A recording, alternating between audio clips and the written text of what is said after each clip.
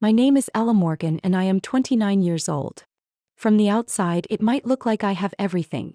A wealthy family in Newport, Rhode Island, a white mansion overlooking the ocean, and glittering parties at an exclusive club. But behind that glamorous facade is a life bound by restrictions, where every step and every decision of mine has been scrutinized under my parents' unforgiving lens. My father, Gregory Morgan, runs an investment firm that has lasted 3 generations. He is known for his cold discipline and his unshakable belief that the Morgan family must always remain at the top of society's tower. My mother, Vivian, manages social ties in elite circles. She never leaves the house without a custom-made dress, and her favorite line has always been, "Ella, you represent the family, not just yourself." As an only child, I knew early on that my future was nearly pre-written. Graduate from an Ivy League school, step into a worthy profession like law or finance, then marry a man with an MBA from Harvard or Yale, someone from a family prestigious enough for my parents to boast about at cocktail parties. Yes, I did go to Columbia University as they wished, but it was there that a part of me they never anticipated came alive. I discovered a fierce passion for interior design, not numbers or contracts. I spent hours in the library sketching, and the small projects in class consumed me to the point I forgot to eat or sleep. After graduation, my father had a position waiting at his firm. He declared firmly at dinner that night, "You'll start as an executive assistant. This is the first step toward becoming part of leadership one day." I remember gripping my fork so tightly my knuckles turned white. I took a deep breath and answered, my voice trembling but resolute, "I'm not working at the firm, Dad. I've accepted a position at a design studio in Manhattan." The dinner table froze. My mother set her glass down so softly it cut through the silence, and my father only stared at me, his eyes filled with disbelief and disappointment. That night, I walked out of the dining room on shaky legs, but for the first time in my life I felt I had truly chosen my own path. For the next 7 years, I poured my heart into my work. From a new hire, I grew into a lead designer with my own client list. At first, my parents dismissed it as a temporary adventure, but eventually they couldn't deny I had built a career with my own hands. Still, to them, it was never the right path. In their eyes, a career was only a stage.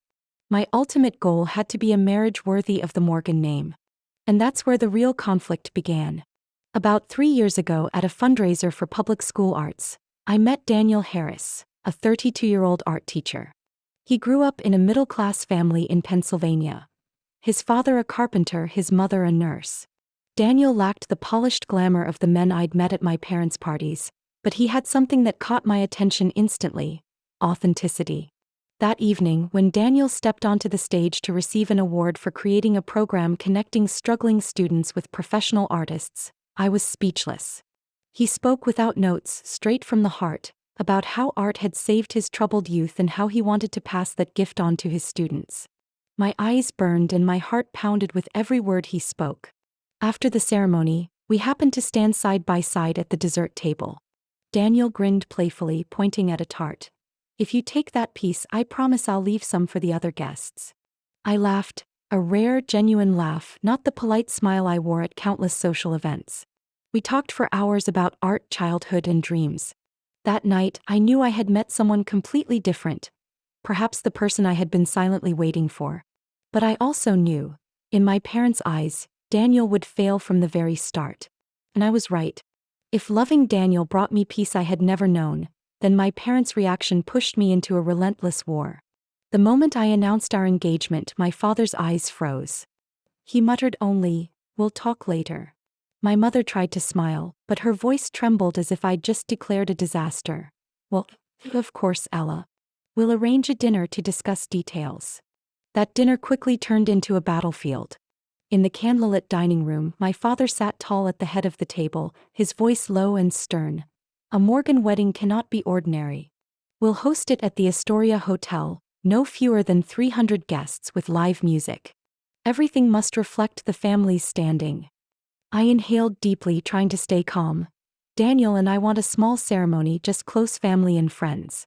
We don't need extravagance." My mother slammed her wine glass down, her eyes flashing with outrage. "Ella, you cannot be so selfish. What will people say if Gregory Morgan's only daughter has a wedding as simple as a backyard cookout?" I tried to explain, but every word crashed into a wall of pride. Daniel, with a calm smile, spoke up. We just want a meaningful ceremony. What matters most to us is commitment, not extravagance. My father looked at Daniel, his gaze like a blade. You don't understand. Marriage is an alliance. It doesn't just bind two people, it binds two families. And I don't see anything in the Harris family worth allying with. I bit my lip until it bled. It wasn't just opposition, it was raw contempt. In the weeks that followed, the tension only escalated. I wanted a simple gown of light lace, but my mother forced me into heavy dresses encrusted with jewels. I crossed names off the guest list and my father added dozens back. Business partners, golf club friends, even people he only knew from sales letters. The breaking point came when my father slid a prenup across the desk during a closed-door meeting at his office. This is non-negotiable.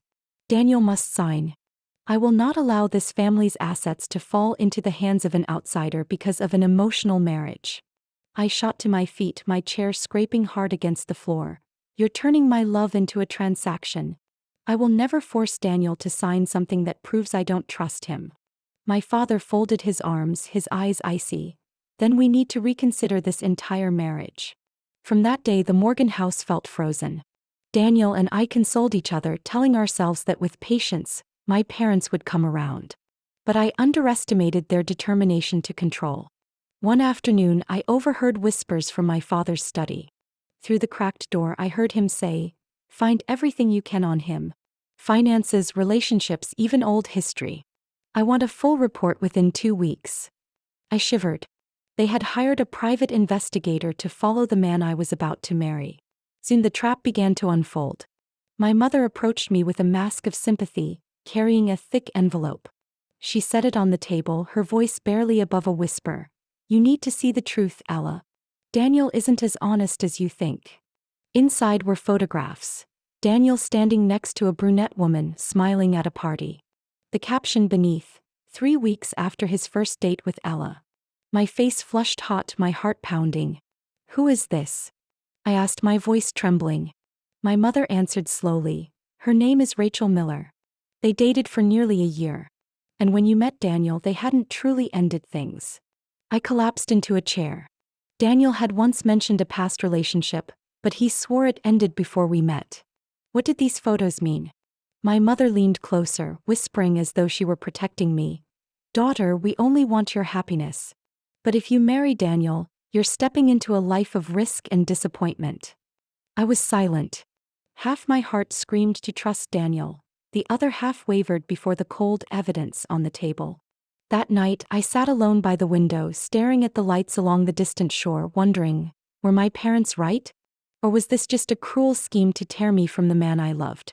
Never in my life had I felt the line so stark between love and control. And I knew the real battle was only beginning. I didn't sleep that night. The photos on the table sliced into my faith like a knife. 100 questions stormed my mind. Was Daniel hiding something? Did he truly love me as he said? Or was I just a replacement filling a gap in his life?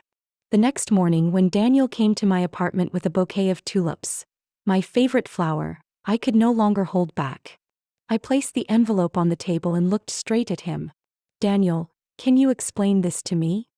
He froze, his face sinking when he saw the photographs. Without evasion, he pulled out a chair and sat across from me, his hands trembling slightly though his eyes tried to remain steady. "I knew this would surface eventually. You deserve to hear it from me, not anyone else." His voice was hoarse, tinged with regret. "It's true. When I met you at the fundraiser, Rachel and I hadn't officially ended.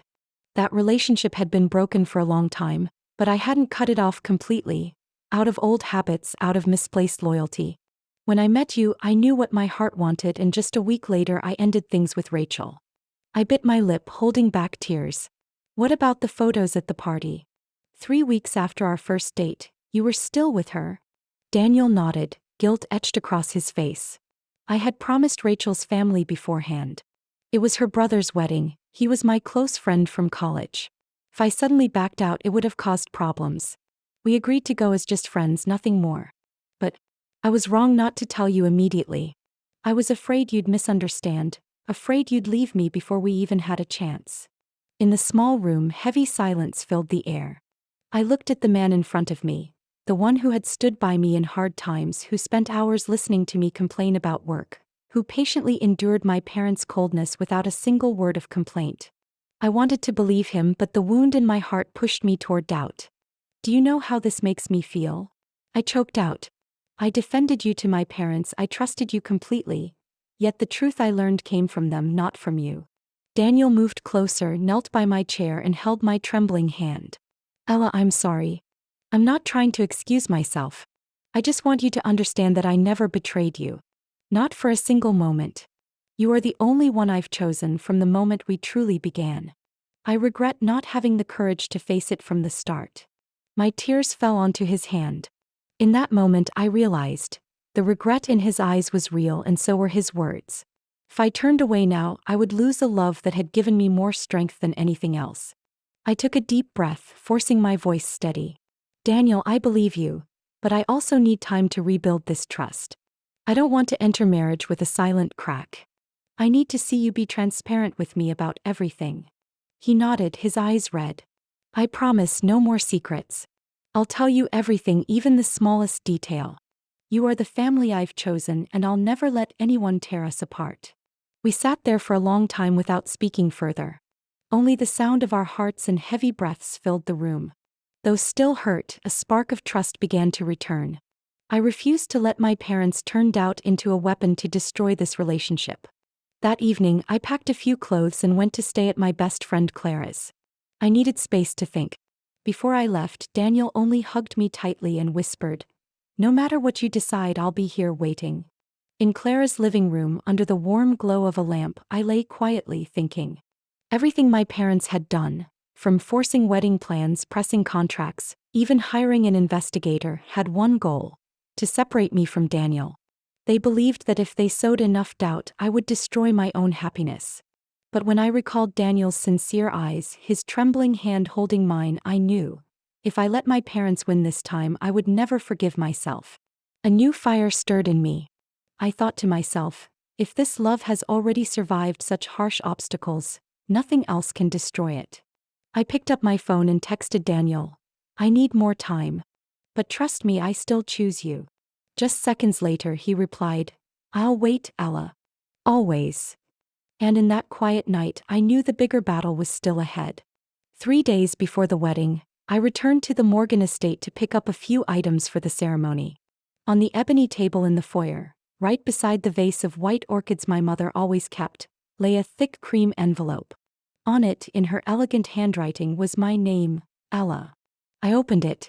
Inside was just one sheet of paper. "Weddings OFF. Expect a call from my lawyer. We've taken matters into our own hands." I froze. My body trembled, cold sweat breaking out. After months of conflict, my parents had finally played their strongest card, canceling the entire wedding on their terms. I quickly called Daniel. His voice over the phone was filled with worry. "What did you say? They left a letter like that. What right do they have to cancel our wedding?" I choked back tears. "You don't understand. Every service contract, every venue was paid under my parents' names. They may have already canceled everything." Immediately, I tried contacting the wedding planner. Her reply knocked the air out of me. "I'm sorry, Miss Morgan. Gregory already reached out and paid the cancellation fees. He said the wedding needed to be postponed indefinitely. With the Morgan family's influence, we couldn't do otherwise." I called the florist, the band, the photographer. All confirmed. Every service had been cancelled. Worse, some hesitantly added that they had been warned. "If we keep working directly with Ella, the Morgan company will make things difficult in the future." Just then my phone buzzed. A strange number flashed on the screen. My hand shook as I answered. "Ella Morgan? This is Jonathan Clark, attorney for the Morgan family. I'm calling to inform you of certain legal matters." His voice was deep and cold, each word like a hammer. "Your trust fund has a clear condition. It is only to be disbursed when the marriage is deemed appropriate. Your parents are co-trustees. They have every right to delay or refuse." I tried to keep calm. "You're trying to scare me. That trust was established by my grandparents, not my parents. You can believe whatever you like. But for now, all related assets will be frozen. including wedding gifts or any expenses tied to family funds. You should think carefully before resisting. I hung up, my hands shaking so hard the phone nearly slipped to the floor. Daniel sat beside me, wrapping his arm around my shoulders. Ella, we can't let them destroy our happiness like this. We'll find our own lawyer. The very next day we met Marcus Levine, a marriage attorney I knew through a former client. His office was small, cluttered with papers, but his sharp eyes and steady voice gave me confidence. After hearing everything, Marcus gave a faint smile. This is clearly a psychological tactic. A trust set up by grandparents cannot be altered at will by parents. They can drag out procedures, but they can't permanently block it. As for reclaiming expenses or gifts, if they were given to you in Daniela's presence, then legally they belong to you too. I exhaled in relief. Marcus continued, I'll send a formal request to confirm all terms. Don't let fear shake your resolve. They want you to give up, but you don't have to follow the script they've written. His words lit a flame in my darkness. I squeezed Daniel's hand, my determination rising. If they wanted control, I would choose freedom. That evening we held an emergency meeting with close friends and Daniel's family. Clara's small apartment was packed. Everyone was outraged at what my parents had done. Clara slammed her hand on the table. Ella, don't worry. If needed, we'll hold it right in my backyard. What matters is you and Daniel being together, not fancy walls of flowers. Daniel's mother, Linda Harris, held my hand, her eyes shining with resolve. You are part of our family now. If we have to, we'll turn our little cabin in the suburbs into your wedding venue. Cozy but heartfelt. Friends quickly volunteered. One for flowers, another to contact a local caterer, another to bring instruments. Within an hour, a backup wedding plan for just a few days later was in place. Sitting among the circle of familiar faces, I broke down in tears. Not from sadness but from gratitude. The Morgan family might abandon me, but here I had found another family, the one I chose. Daniel clasped my hand, his eyes glowing with determination. Ella, they canceled everything, but they can't cancel us. The wedding will happen even with just a few dozen people. And it will be our day, not your parents'. I nodded, feeling a strange sense of freedom seeping in. For the first time in my life, I no longer feared losing my parents' approval. I feared only one thing: letting this love be suffocated by power and money. And I swore to myself this wedding, big or small, would happen. 2 days before the ceremony, I sat in Clara's apartment, my head spinning with replacement lists. Seating, food, flowers. Everyone was doing their best to put together a simple ceremony, but deep down I still felt the void. From a wedding planned for a year, now everything had become a last-minute scramble within days. As I was jotting down notes, the doorbell rang. Clara glanced at me, then went to answer. I heard a familiar voice, warm yet commanding. May I come in? I rushed out, my heart pounding. Standing before me was my grandmother, Grace Morgan, 82 years old, petite but with piercing eyes. She wore an elegant gray-blue suit, her silver hair neatly tied at the back. I had never seen her arrive unannounced, and certainly never expected her to come to my friend's apartment. Grandma. I stammered. Why are you here? She smiled faintly, stepping inside, her gaze briefly meeting Clara's in reassurance. Ella, I know what you're enduring. And I think it's time you heard a part of this family's truth. We sat on the sofa. Her thin hand clasped mine with steady determination. Do you know, 60 years ago I was in the exact same situation you are in now? She began slowly. I loved a young man of humble background. My parents saw it as shameful. They canceled the engagement, spread rumors about him, and finally forced me to marry your grandfather. A suitable match. I lived my life with that choice, but deep inside I never forgot the man I lost. I sat frozen, hearing my grandmother share such a secret for the first time. She sighed, her eyes distant. I don't want you to repeat my mistake. I stayed silent too long, letting Gregory and Vivian believe they could manipulate your destiny. But no, this time I will stand with you. She pulled a thick envelope from her handbag and placed it in my hand. Inside were legal documents stamped with red seals. This is a confirmation from my lawyer. You are the rightful heir of the trust fund established by your grandparents. Gregory and your mother are only temporary co-trustees. They have no power to use it as leverage. I've signed an order transferring your portion directly into an account in your name. From now on, no one can freeze that money again. My eyes widened, my hand trembling. Grandma, you really did this? She nodded, her smile gentle but her gaze firm. I've let them control too much for too long. Now I must set things right. Before I could recover from the shock, she continued. This morning I went to the Astoria Hotel Management. Did you know I've been donating to their scholarship fund for years? When I reminded them, they understood at once and reinstated your wedding contract. The florists, musicians, and photographers also agreed to return. People still respect a Morgan who honors commitments, not one who bullies with power. I clung to her, tears streaming. Grandma, I don't know what to say except thank you. I thought I had lost everything. She patted my back, her voice warm. You've never lost anything. You just hadn't seen clearly who truly stands with you. Real love deserves protection, and real family is a support, not a chain.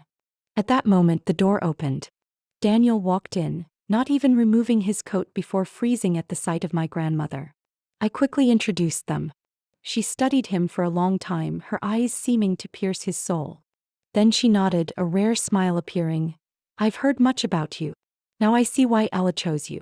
In your eyes, I see honesty I haven't seen in many men of our world. Daniel looked slightly uneasy but answered with deep respect. I promise to protect Ella, no matter the hardship. She tilted her head slightly. Remember, love isn't only words. It's action. But you are already on the right path. That afternoon, my phone rang nonstop. One by one, vendors called back to confirm, we're ready to return, Miss Morgan. What once seemed in ruins was being rebuilt piece by piece. Clara stared at me, mouth open. Ella, you really do have a superhero grandma. I laughed through tears. Yes, she was the key that turned everything around. As she prepared to leave, Grandma turned back, gripping my hand firmly. Let me walk you down the aisle, Ella. If your father won't, I will take his place. My heart tightened, then burst with emotion. I nodded, tears falling again. It would be my greatest honor, Grandma. And I understood. In just 48 hours, my life had shifted onto an unexpected path. From despair, I had been given back faith and strength. This wedding would happen, not just as a ceremony but as a declaration. I choose my own path. On the morning of the wedding, the sky over Newport was unusually clear. Autumn sunlight fell over the grounds of the Astoria Hotel, the place I had thought was lost forever just days earlier. Maple trees turned golden, their leaves drifting onto the stone path leading to the outdoor hall. Gone was the chaos of a 300-guest spectacle my parents wanted. Today there were only about 120 guests. Close friends, Daniel's family, and those who truly cared about us. In the preparation room, I slipped into a simple white lace gown, fitted yet elegant. Clara pinned the silver hairpiece my grandmother Grace had given me, her voice choked. Ella, you're so beautiful it takes my breath away. I smiled, though my heart pounded. Not from nerves, but from knowing this moment was the turning point of my life. A gentle knock sounded. Grandma Grace walked in, small in stature yet radiating strength. She wore a silver-blue dress, her eyes glowing with pride. She reached out her hand. Ready, my dear? I squeezed her hand and nodded. In her gaze, I saw an entire generation that had endured, now passing me the strength to break free. As the music began, the guests rose. The grand doors opened, and I entered with my grandmother by my side. The eyes that followed were not the judgmental stares of my mother's society parties, but genuine warmth and joy. I glanced toward the front row on the left, where my parents should have been. Instead, a staff member handed me a small envelope just before the ceremony. I knew who it was from. I didn't open it yet, but my heart was braced for the familiar coldness. Daniel stood at the end of the aisle in a deep blue suit, his eyes shining with happiness and emotion. When Grandma placed my hand in his, she whispered, "Never let anyone define your love but the two of you." The vows that day etched themselves into my soul. Daniel looked at me, his voice trembling yet steady. Ella, you've shown me love isn't perfection but courage. I promise to stand by you even if the whole world stands against us. I answered, tears in my eyes. Daniel, I choose you, not because you're the easy choice, but because you are the only truth I trust. No matter the pressure, I will never let go. Applause erupted as we exchanged rings. I looked around and saw friends crying, Daniel's family smiling and embracing. In that moment, the pain of my parents' absence gave way to gratitude. I was surrounded by people who truly blessed our happiness. At the reception, there was no symphony orchestra or dazzling fireworks, just a local jazz band and warm golden lights. Yet every note and every laugh was more real than any display of grandeur. In the middle of the celebration, Grandma Grace unexpectedly stood. The hall fell silent. She raised her glass, her voice clear and stronger than many younger voices. Marriage in this family has long been treated as a social tool, a transaction. But today, Ella and Daniel proved that true marriage isn't about money or status. It's about compassion, honesty, and unconditional commitment. These three qualities are worth more than any diploma or any country club. And I am proud to see them shining in the new generation. Guests rose together, applause echoing. Daniel quietly squeezed my hand, his eyes glistening. Afterward, I opened the envelope the staff had delivered. As expected, it was a short letter from my parents. "We still believe you're making a mistake. When you come to your senses, reach out. Gregory Vivian." No blessing, no flowers, just rejection. I handed it to Daniel. He folded it and whispered, "They may turn their backs, but I won't. And we don't need their approval to be happy." I nodded. The hurt was there, but for the first time I felt strong enough to bear it. That night, as the last song played, I looked around. Friends dancing, the Harris family laughing together, Grandma Grace watching us with quiet satisfaction. I suddenly realized my parents' absence was no longer an emptiness. It was proof I had stepped out of their shadow to live my own life. That wedding, without noise or spectacle, became the most unforgettable day of my life. Because it wasn't just the day I got married, it was the day I truly found myself. After the wedding, Daniel and I returned to our small apartment on the outskirts of Newport. No more tense meetings with vendors, no more threatening calls from my parents' lawyers. Instead, the rooms were filled with laughter as we arranged our place together, turning it into our very first home. The very first week back, Grandma Grace kept her promise. Her lawyer informed us that my portion of the trust fund had officially been transferred into my personal account, free from my parents' control. As I looked at the numbers glowing on the bank screen, tears welled up. Not because of the money, but because for the first time I truly had financial freedom. I no longer lived inside the gilded cage my parents had built. Daniel squeezed my hand and smiled. "Ella, I don't need these numbers to love you. But now you've really broken free from their shadow." Daily life began to settle. In the mornings, I worked at the design studio while Daniel went to teach at school. Evenings were spent cooking together in our little kitchen, splitting chores like washing dishes or watering plants. Simple, but to me, it was happiness I had never known during a childhood full of pressure. Yet the story with my parents couldn't end with just one cold letter. About a month after the wedding, I received a text from my father. "We need to talk. Lunch next week." I was restless the night before. When Daniel and I entered the seaside restaurant, my parents were already seated. My father in a gray suit, my mother in a tasteful dress, but their eyes no longer carried the same harshness. Through the meal, no one mentioned the wedding. No apologies. Just small talk. New company projects, social news. I understood this was their way of testing the waters. At the end, my father looked directly at Daniel. For the first time since our engagement, he truly met his eyes. "How long have you been teaching?" Daniel calmly answered, explaining the art program he had built for his students. I saw my father's brow ease slightly, his gaze less closed off. Not acceptance yet, but not outright rejection either. After that, our meetings slowly became more frequent. There were still silences, still tense moments when my mother slipped and mentioned standards she thought her only daughter must uphold. But I was different now. I knew how to set boundaries, to say, "I don't agree," with calm firmness. Surprisingly, they began to listen. The real turning point came 6 months later. A respected education journal published a feature on Daniel's art program. The article praised how he had helped students from struggling neighborhoods find hope and direction. He even received a large national cultural grant to expand the program. That evening, while we were having dinner, my phone rang. It was my father. His voice, though brief, carried something new. "I just read the article about Daniel. Perhaps I underestimated his work. Not everyone has the patience and passion to do what he's doing." I froze. For the first time, he didn't refer to Daniel with disdain, but with a tone that bordered on respect. When I told Daniel, he simply gave a gentle smile. "I don't need his praise, Ella. But if it makes things lighter for you, then I'm glad." I knew he meant it. But inside, that small acknowledgement was a milestone. It showed that all our efforts, from fighting for our marriage to building our life together, were slowly forcing my parents to see through different eyes. Of course, the relationship wasn't fully healed. Sometimes my mother still slipped, "If only you had chosen someone easier." But instead of tears, I now replied softly, "Mom, I chose the one who fits my heart. And that's the only thing I'll never regret." She fell silent.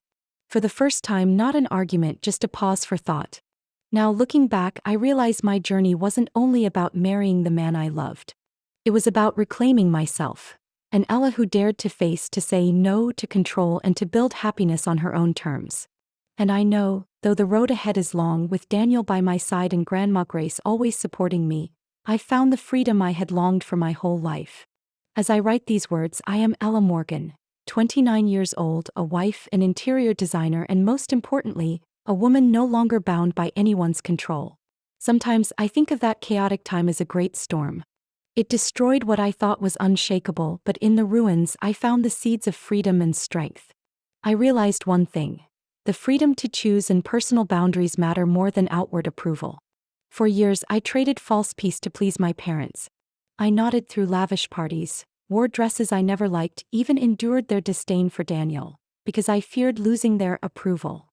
But that approval never truly existed. It was only a mask I wore to fit into the picture of a perfect family. The shock of 48 hours before the wedding, when my parents canceled everything in an instant, became the catalyst that freed me from the habit of pleasing others. If I had stayed silent that day, I might have entered an empty marriage, not with Daniel, but with someone suitable my parents chose. I would have become a faded version of myself, like so many women in high society, beautiful, dazzling, yet carrying sorrowful eyes because they never lived authentically. I was luckier than them. I had Daniel, who stayed patient when I wavered over those photos. I had Clara and my close friends, who dropped everything to pull together a rescue wedding. I had the Harris family, simple yet endlessly kind. And above all, I had Grandma Grace, who turned her own painful memory into strength to protect me so I wouldn't repeat her tragedy. Thanks to them, I learned something crucial. Real family isn't always blood. It's the people who stand with you no matter what the world thinks. When faced with family pressure, many choose to yield for the sake of harmony. I once did too. But the truth is, harmony can't exist if it's built on denying yourself. You may be seen as obedient, but the cost is losing faith in who you are. I don't say everyone must fight their parents at all costs. But I believe each of us must learn to set boundaries. Boundaries aren't walls. They are reminders that I have my own worth. I deserve respect. When you draw that line, those who truly love you will adjust. And those who turn away probably never stood with you to begin with. Now, when Daniel and I sit together every evening, sometimes just sharing a hot bowl of soup after a long day, I feel happiness swell inside. Not because of money or status, but because I know I chose right. True love over hollow approval. To those reading my story, maybe you're in the same place I once was, caught between the voice of your heart and the roar of family pressure. I just want to say, stand firm in your true values. The path may be thorny, full of tears and loss. But in the end, you'll find something greater than praise, freedom and pride in living true to yourself. If my parents hadn't left that note, "Wedding's off. Expect a call from my lawyer," I might never have found the courage to break free.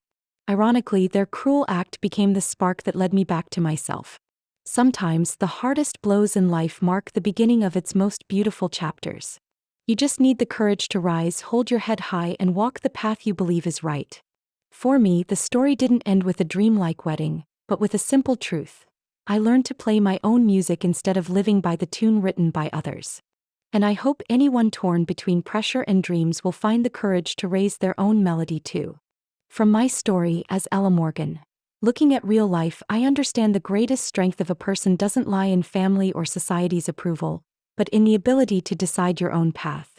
The stormy wedding taught me that true love and personal boundaries are the real foundation of happiness.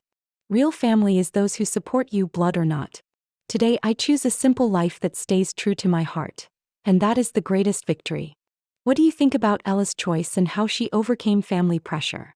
Share your thoughts in the comments below. Don't forget to follow the channel to hear more emotional stories and meaningful lessons about family life.